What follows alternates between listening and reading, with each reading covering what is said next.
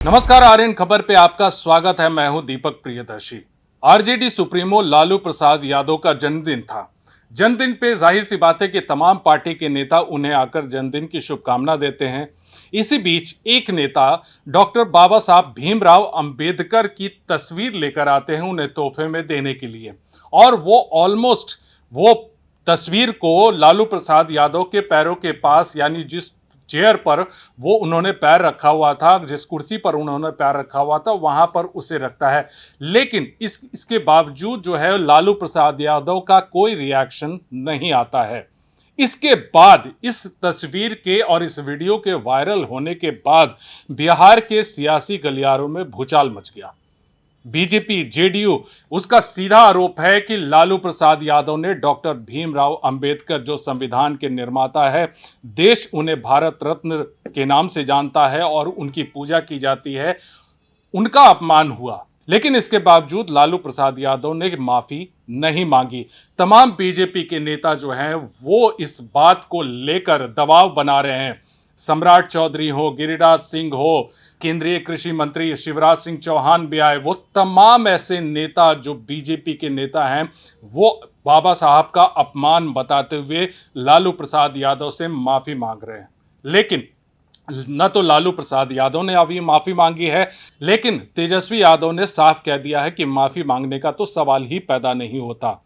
जाहिर सी बात है कि बिहार की सियासत में भूचाल तो मचेगा, और इसके क्या मायने हैं इसको जानते हैं इस रिपोर्ट में। देखिए, हाल के दिनों में बिहार में डॉक्टर भीमराव अंबेडकर के कथित अपमान को लेकर सियासी घमासान तेज है।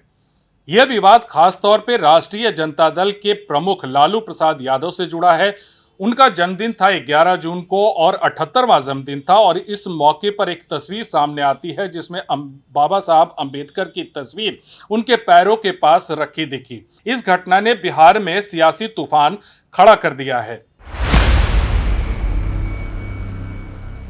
देखिए, इसके बाद से तमाम जितने बीजेपी नेता हैं, जो लालू विरोधी नेता हैं, वो लालू प्रसाद यादव पर सीधे सीधे आक्रामक हो गए। जैसे केंद्रीय मंत्री गिरिराज सिंह, बिहार के उप मुख्यमंत्री सम्राट चौधरी, सांसद रविशंकर प्रसाद, यहां तक कि दिलीप जायसवाल जो प्रदेश अध्यक्ष हैं बीजेपी के, और केंद्रीय कृषि मंत्री शिवराज सिंह चौहान ने लालू प्रसाद यादव पर अंबेडकर का अपमान करने का आरोप लगाया। उनका कहना है कि यह दलित समुदाय के प्रति लालू प्रसाद यादव की मानसिकता को दर्शाता है और इसके लिए उन्हें सार्वजनिक तौर पर माफी मांगनी चाहिए। लेकिन तेजस्वी यादव इन आरोपों का खंडन करते हैं। उनका कहना है कि उनकी पार्टी अंबेडकर के विचारों को मानने वाली है, और बिहार में लालू यादव ने ही कई जगह पर अंबेडकर की मूर्तियां स्थापित करवाई। उन्होंने बीजेपी पर अंबेडकर और संविधान के प्रति गलत रवैया रखने का पलटवार किया। बिहार में जातीय राजनीति होती है और ऐसे में दलित वोट बैंक काफी महत्वपूर्ण है।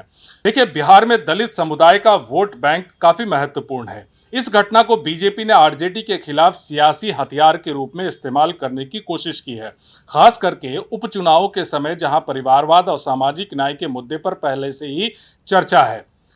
यह पहली बार नहीं है जब अंबेडकर के अपमान का मुद्दा सियासत में उछला है। पहले भी, जैसे कि दिसंबर 2024 में केंद्रीय गृह मंत्री अमित शाह के एक बयान पर विपक्ष ने अंबेडकर के अपमान का आरोप लगाया था। बिहार कांग्रेस ने इसके खिलाफ प्रदर्शन भी किया था, और आज तेजस्वी यादव ने भी कहा कि क्या अमित शाह ने माफी मांगी है।